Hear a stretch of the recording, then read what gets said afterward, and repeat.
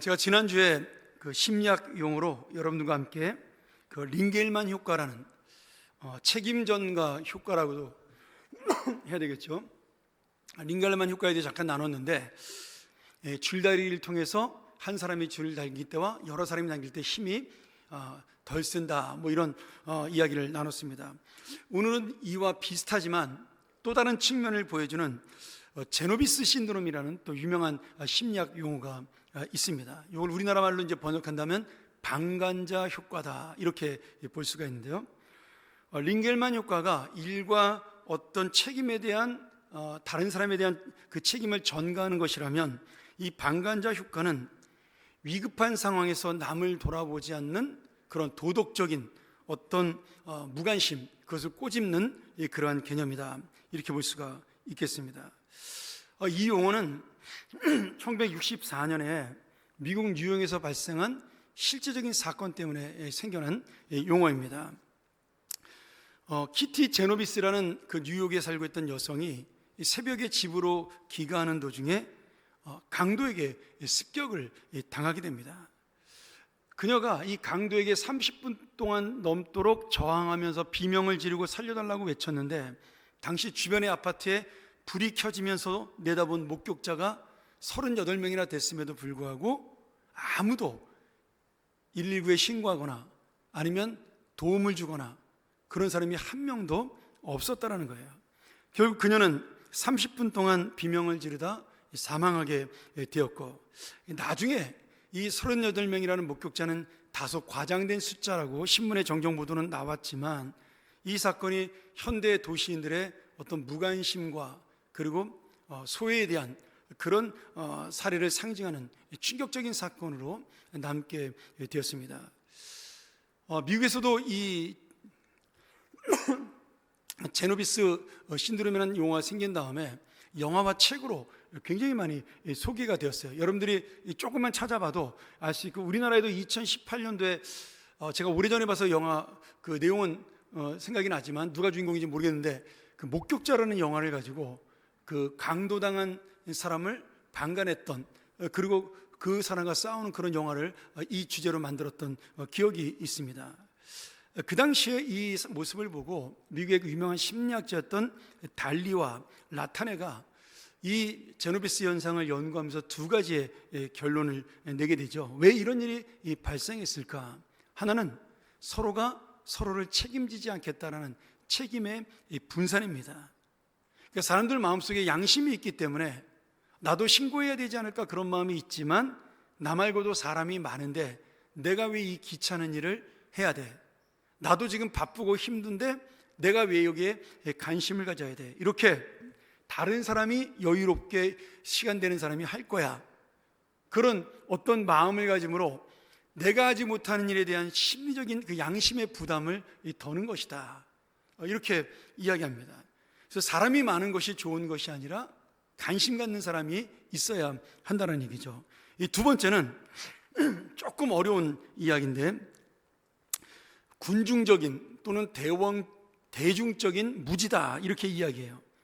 이 말은 뭐냐면, 남들의 반응을 살피면서 나는 잘 모르겠어, 그러니까 저 사람이 행동하는 걸 보고 나도 따라할 거야, 이런 거죠. 지금 그 제노비스라는 여인이 고통을 당하고 있지만 다른 사람들이 가만히 침묵하고 있는 걸 보니까 괜찮은 것 같아. 아니 뭐 너무 힘들면 다른 사람들이 신고했을 텐데 괜찮으니까 뭐 부부싸움 하는 건가? 그러니까 사람들이 막 가만히 있겠지, 그러면서 다른 사람들이 하는 모습을 보고 따라가는 그런 군중 심리가 되겠죠. 사실은 이것이 사회에서 그 사회를 차갑게 만들고 냉정하게 만드는 가장 큰 원인 중에 하나다, 이렇게 학자들이 생각을 합니다. 저는 그것이 우리 교회도 마찬가지라는 생각이 들어요. 뭐 우리 교회가 작은 교회는 아닙니다. 그래서 우리 교인들 중에 뭐 모든 교인의 이름을 다 기억하는 사람은 거의 없을 거예요, 뭐 교육자들을 제외하고. 저도 가끔은 갑자기 누구 이름을 물어보면 생각이 안 날 때가 있습니다. 그래서 지금 이 일은 우리 교육자들이 하는 일이야, 또는 이 일은 뭐 우리 중직자들이 하는 일이야, 이 일은 봉사자들이 하는 일이야, 이렇게 우리가 그 책임을 분산하면서 나는 예배만 잘 나와도 지금 이 바쁜 상황에서 어려운 상황에서 대단한 거야라고 스스로 위로할 수가 있다는 것이죠. 여러분, 그렇게 우리가 신앙생활하다 보면 형제들의 아픔과 또 옆에 있는 자매들의 눈물을 우리가 볼 수가 없게 되는 것입니다. 그리고 내가 지금 힘들고 바쁘고 어려운 것 때문에 다른 사람의 관심을 갖지 않는다라는 것은 사실은 우리가 하나님의 사랑을 받은 자로 옳은 일은 아닌 것이죠. 이것을 제가 딱 잘라서 이거 죄입니다라고 이야기를 해야 되는데, 여러분의 무관심이 죄다라고 이야기를 해야 되는데, 그럼 우리 모두가 전부 다 그 마음 때문에 힘들지 않겠어요? 죄라고까지 제가 얘기 안 하지만 부담은 가지셔야 됩니다. 매주일 안 나오던 분이 안 보이면 그렇잖아요. 우리 교회는 거의 88%가 그 자리에 앉습니다. 항상 앉는 자리에 앉아요. 그러니 옆에 있는 분이 안 나오면 대충 알 수가 있는 거죠. 늦게 오지 않는 이상은. 그럼 그분이 안 나왔을 때 이분이 왜 이번 주에 빠졌을까? 한 번쯤은 저한테라든지 아니면 우리 교육자들에게 물어볼 수 있는 거 아니겠어요? 그게 관심인 겁니다. 저는 우리 교회가 그런 교회가 됐으면 좋겠어요. 여러분, 오래된 교회에 전통적인 교회의 약점이 뭐냐면 서로가 서로를 너무 잘 알아. 그래서 너무 무관심합니다. 그럴 것이다라는 선입관, 당연히 그렇게 해야 될 거야라는 고정관념, 이것 때문에 오히려 그 형제들의 자매들의 새로운 면을 우리가 발견하지 못하는 것, 그래서 관심이 없는 그런 마음을 가질 수가 있습니다. 여러분, 친할수록 더 관심을 가져야 하는 것이죠. 끼리끼리가 아니라 이 전체적인 이 관심입니다. 저는 우리 교회가 그런 교회가 되기를 간절히 축원합니다. 오늘 말씀에 예루살렘 성벽을 재건했던 이스라엘 백성들은 달랐어요. 지금 반대되는 이야기를 제가 하는 거예요. 그들은 반대로 하나 되어 모두가 믿음으로 살아가는 그런 모습을 보여준 거예요. 방관자가 아니라 책임을 진 자로 이 예루살렘 성벽 공사에 동참하였고, 100년 넘게 방치되었던 성벽을 이들이 한 마음이 되어 불과 52일 만에 완공을 하게 됐죠. 그런데 더 놀라운 건 이들이 외형적인 성벽 재건에 끝난 것이 아니라 지금 영적으로 황폐해진 마음을 말씀으로 채우고, 그리고 그 말씀이 주는 깨달음을 통해 회개와 순종을 해서 진정한 영적 회복을 갈망하고 우리를 지키시는 분이 누구인가를 깨닫는 그런 놀라운 은혜가 오늘 본문에 나타납니다. 이 역시 한 사람이 회개한 것이 아니라 온 백성이 함께 회개하고 함께 주님 앞에 나아감으로 일어났던 영적인 나라의 회복이고 역사였습니다. 이런 의미에서 오늘 우리가 함께 읽은 이 느헤미야 8장은 이 책의 클라이막스이자 가장 핵심적인 장이라고 할 수가 있습니다. 오늘 우리도 이 말씀 앞에 회개하고 순종하며 믿음으로 바로 서는 하나님의 사람이 되어 우리 교회도 우리의 심령도 진정한 회복과 부흥을 경험하는 그런 은혜의 말씀이 되기를 간절히 소원합니다. 이 첫 번째로 말씀 앞에 회개하는 거룩한 절망이 있어야 됩니다. 열왕기하 25장을 보면 이 남유다가 멸망하던 마지막 장면이 나와요. 이스라엘 백성과 왕은 예루살렘 성벽이 굉장히 난공불락의 요새였어요. 제가 한번 설명드리지 않았습니까? 주변에 큰 해자를 만들어서 적군이 쳐들어올 수 없고 성벽도 굉장히 높았어요. 그래서 함락되지 않을 것이라고 믿고 방심했습니다. 더구나 우리 안에 성전이 있어, 이 성전에 하나님이 우리를 지켜주실 거야, 이런 방심하는 마음으로 그들은 그렇게 적군의 침략을 두려워하면서도 준비하지 않았어요. 그래서 예레미야 선지자를 비롯한 많은 선지자가 너희들이 지금 이 성벽을 믿고 성전을 믿는 것은 불신앙이다. 하나님은 너희를 멸망시키기로 작정을 했으니 회개하고 주님 앞에 돌아오라. 그렇게 이야기했을 때 비웃었고 그를 감옥에 가두었고 심지어 죽이려고 했습니다. 이 대표적인 사람이 누구냐면 하나냐라는 거짓 선지자였어요. 또 그의 손자였던 이리야는 하나냐가 이 예레미야와 대적한 모습을 보고 복수하기 위해 예레미야를 감옥에 가두는 악한 일을 저지르기도 했습니다. 시드기야 왕은 분명히 말씀에 대한 두려움을 가지고 있으면서도 예레미야를 불러서 여러 번 하나님의 심판의 말씀을 들었음에도 그것을 받아들이려고 하지 않았어요. 결국 그렇게 살다가 그들은 바벨론의 1차, 2차, 3차 침공을 통해서 완전히 망하는 불행을 겪게 됩니다. 하나님이 예언하신 대로 남유다를 향한 심판이 이루어진 것이죠. 그리고 200년 가까이가 지났어요. 1차 포로, 2차 포로, 70년이 지나서 3차 포로까지 기어났고 이제 그 포로들이 나와서 예루살렘 이 땅에 함께 살면서 100여 년이 흘렀습니다. 지금 느헤미야를 통해 그렇게 돌아왔던 성도들이 함께 예루살렘 성벽을 재건하게 되죠. 그런데 느헤미야가 보니까 지금 이 성벽을 재건한 것은 참으로 기쁜 일이요 감사한 일인데 우리가 이 성벽이 예전에 우리 조상들처럼 우리를 지켜주지 못한다는 사실을 다시 한번 깨닫기를 원한 거예요. 그래서 이스라엘 백성이 정말 이 성벽이 아닌 하나님을 믿고 살아야 한다는 마음을 깨닫게 하기 위해서 학사 에스라 선지자와 함께 하나님의 말씀을 그들이 가르치는, 어떻게 보면 영적 부흥회를 열게 됩니다. 이 성벽 공사가 끝나자마자 놀라운 하나님의 말씀 성회가 시작이 되었어요. 그런데 한번 현실적으로 생각해 보세요. 지금 52일 동안 모든 백성들이 전국에서 모여 이 성벽을 완공을 했습니다. 그들은 아무것도 하지 아니하고 이 성벽을 재건했어요.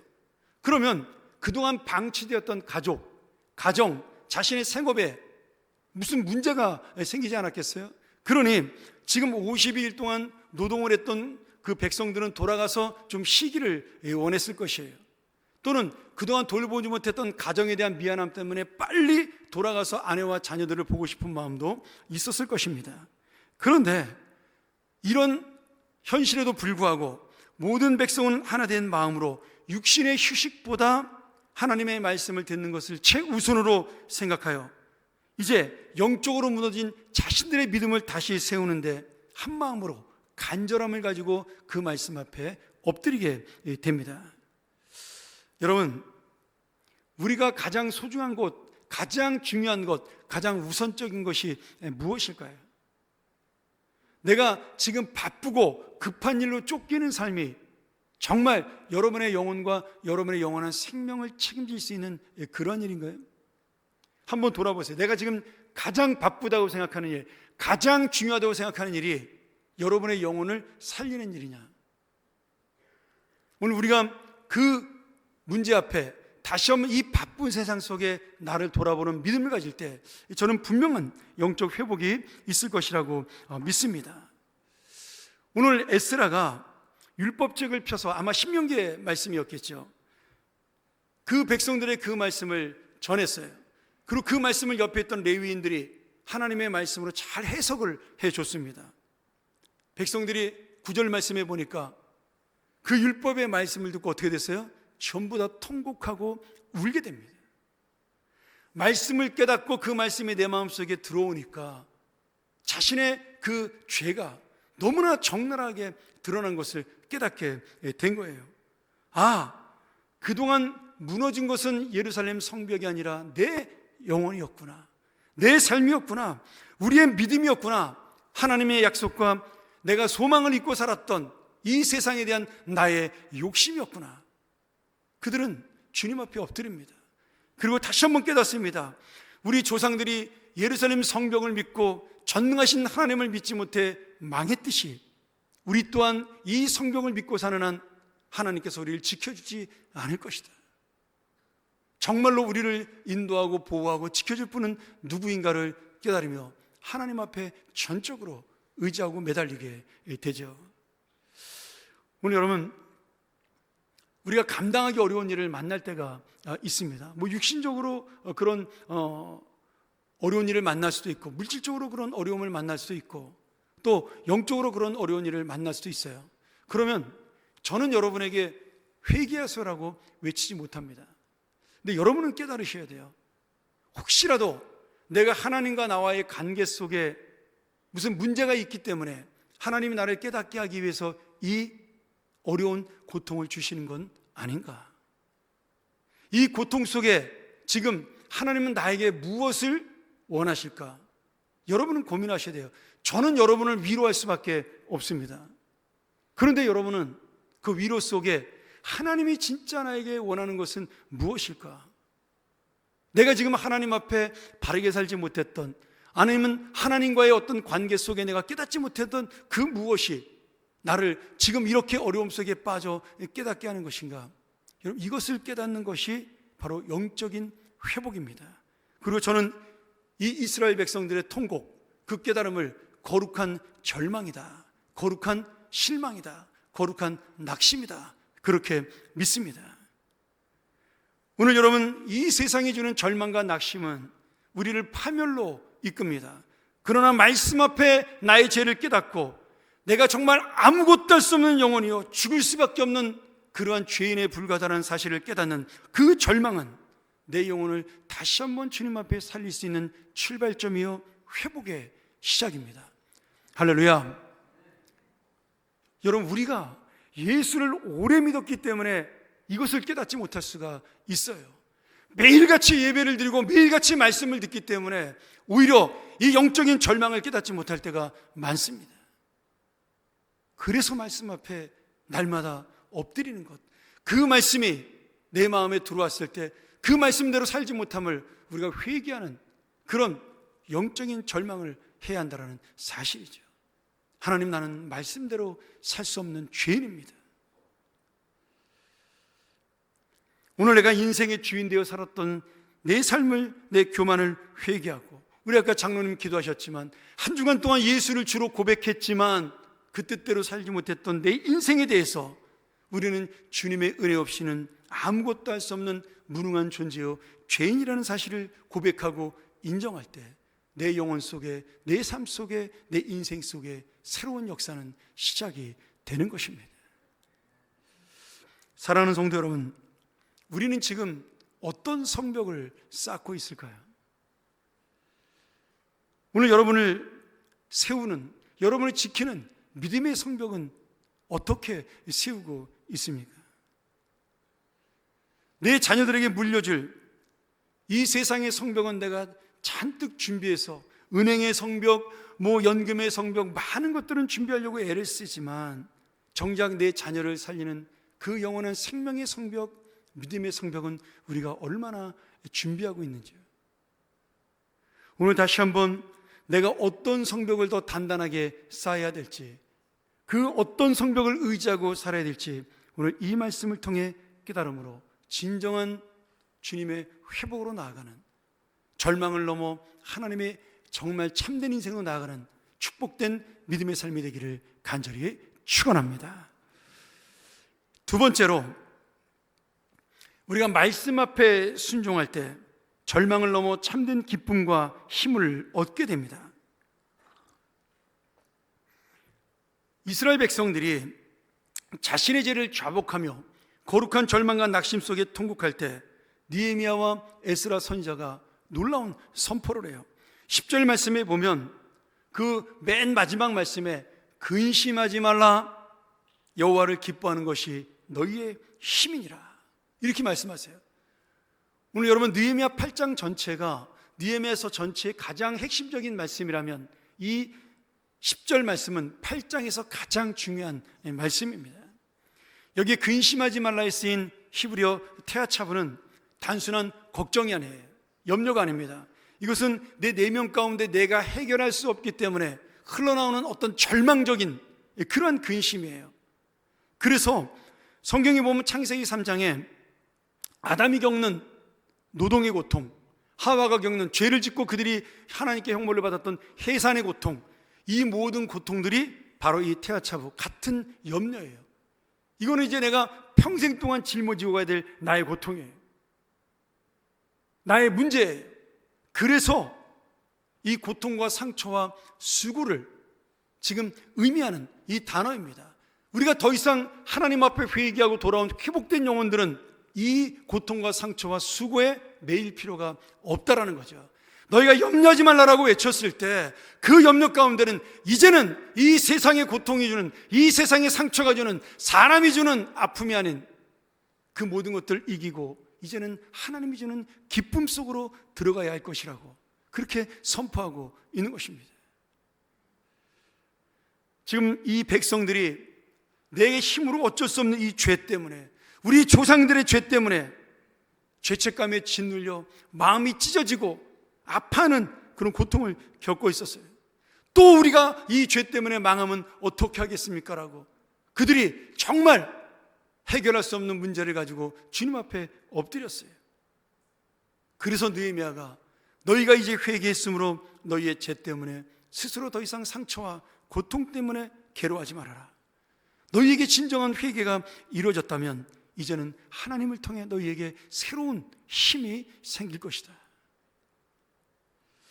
오늘 저는 이 여호와를 기뻐하는 것이 너희의 힘이라, 이 말이 참 은혜가 되었어요. 제가 예전에 작년인가요? 이 새벽기도 시간에 한번 이 본문을 전한 적이 있어요. 여러분, 이 기쁨이 무슨 기쁨일까요?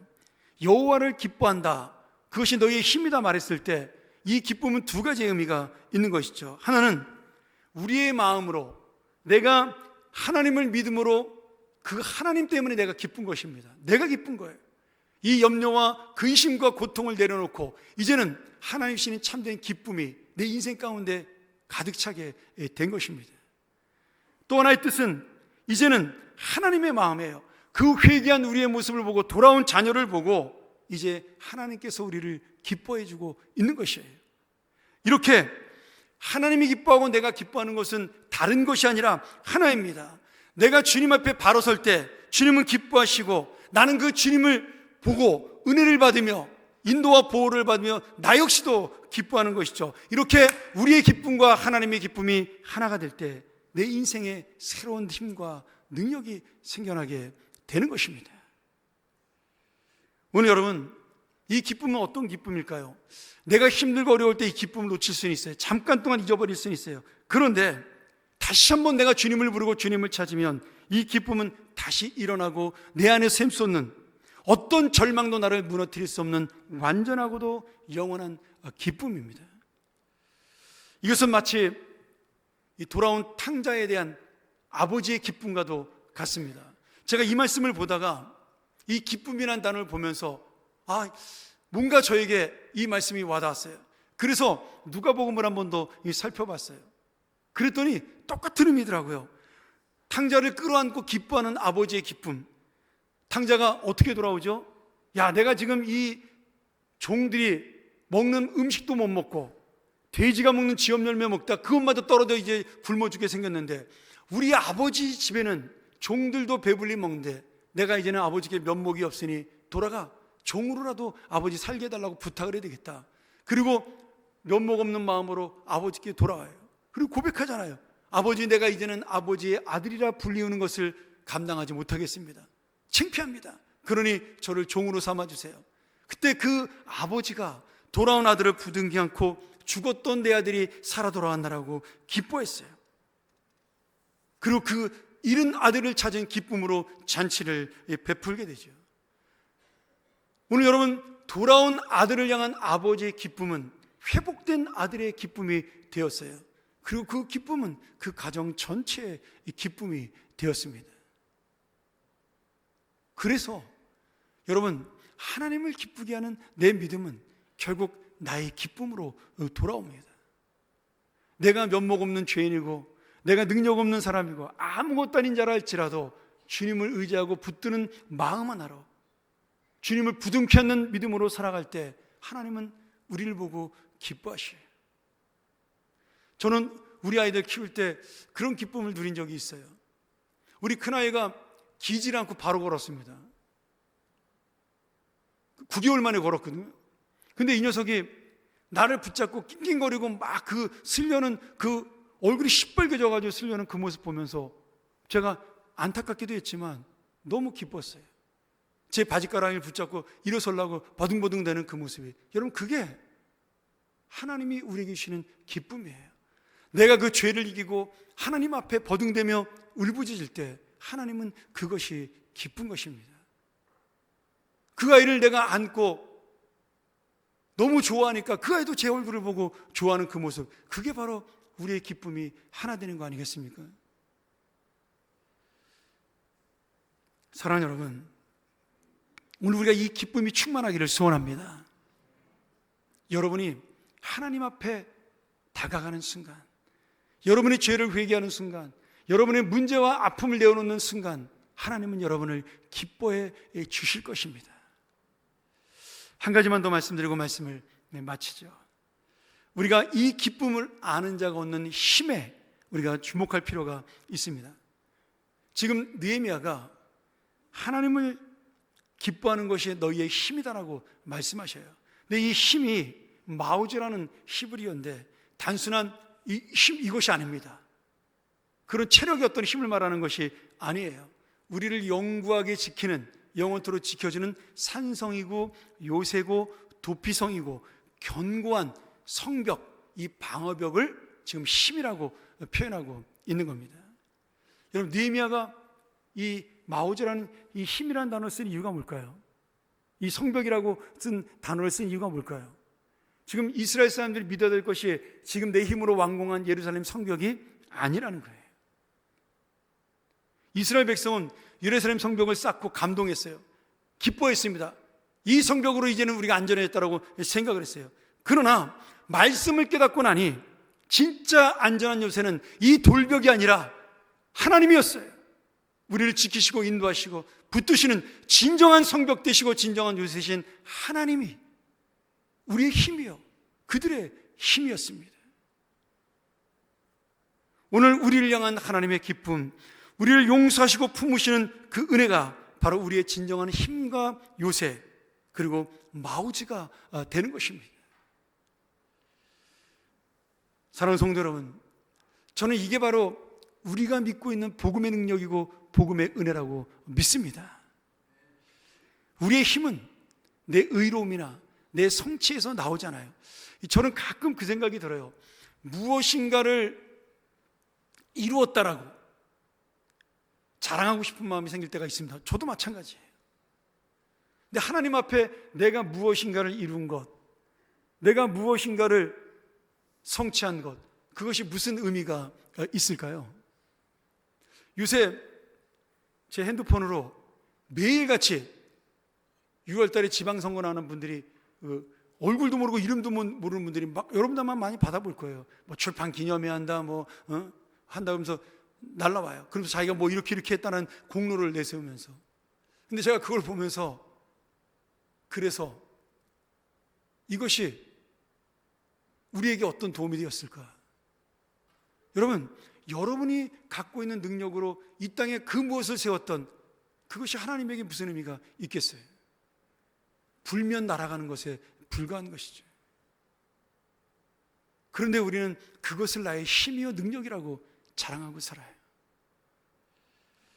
오늘 여러분, 우리의 힘은 내가 성공하고 이루는 것에서 나오는 것이 아니에요. 비록 내가 죄인일지라도, 아무것도 못하는 무능한 자일지라도 나를 포기하지 않으시는 하나님의 사랑과 기쁨에서 이 힘이 나오는 것입니다. 아버지가 돌아온 아들에게 멋진 잔치를 베풀었듯 느헤미야는 백성들에게 이 힘을 가지고 가서 살찐 것을 먹고 단 것을 마시고 더 이상 염려하지 말고 슬퍼하지 말고 우리가 이 기쁨을 누리고 즐기자라고 선포합니다. 오늘 이제 우리에게 주신 이 힘이 바로 진실한 내 삶의 힘이 되어 여러분이 이 예배당 문을 나서는 순간부터 여러분의 인생이 잔치가 되기를 소원합니다. 여러분의 삶 속에 이 기쁨이 넘쳐나기를 소원합니다. 여전히 힘들고 여전히 어렵고 여전히 아픈 문제들이 내 앞에 있다 할지라도 오늘 말씀 앞에 선 나를 기뻐하시는 하나님, 그리고 그 하나님을 나의 기쁨으로 삼는 그 믿음이 오늘 우리의 영원한 산성이요 우리의 보호가 되시기에 저와 여러분의 삶이 날마다 주님 안에서 참된 회복을 맛보고 기쁨의 잔치를 열 수 있는 복된 인생, 그리고 오늘도 주님이 도우시는 여러분의 인생, 여러분의 가정, 그리고 여러분의 자녀가 되기를 간절히 축원합니다. 우리가 한 번 이 시간 이 말씀에 대해서 함께 기도하시죠. 우리가 사실은 이 말씀의 의미를 모르는 것이 아니죠. 저는 그저 여러분이 잘 아는 말씀을 다시 한번 설명했을 뿐이에요. 내 인생의 진정한 힘이 어디 있을까? 우린 다 알고 있습니다. 내 삶을 인도하는 분이 누구인가? 우린 다 알고 있어요. 그럼에도 여전히 내 욕심과 내 욕망과 무엇인가 나를 드러내고 싶어하는 이 마음이, 이 하나님의 힘과 도움을 나도 모르게 거절합니다. 내가 주님 앞에 나아가 한 번만 무릎 꿇으면 되는데 내 인생의 욕심과 자존심이 나를 그렇게 내려놓지 못하게 합니다. 오늘 여러분, 이 말씀을 통해 하나님의 기쁨이 되기를 원합니다. 그 기쁨이 또한 나의 기쁨이 되어 우리가 함께 날마다 잔치가 열리는 그런 인생이 되기를 원합니다. 오늘 이 말씀을 생각하며 기도했으면 좋겠어요. 하나님, 내가 내 안에 있는 모든 것들을 연약함을 가지고 거룩한 절망으로 내려놓사오니 하나님의 기쁨을 나에게 주시옵소서. 하나님의 힘을 나에게 허락하여 주시옵소서. 나는 아무것도 할 수 없는 죄인이요 무능한 자나 주님과 함께함으로 내가 새로운 힘과 능력을 얻습니다. 나의 요새요 산성이신 주님, 오늘 내가 이 힘을 가지고 나가는 믿음의 인생 되게 하여 주시옵소서. 우리 함께 기도하며 나아갑니다.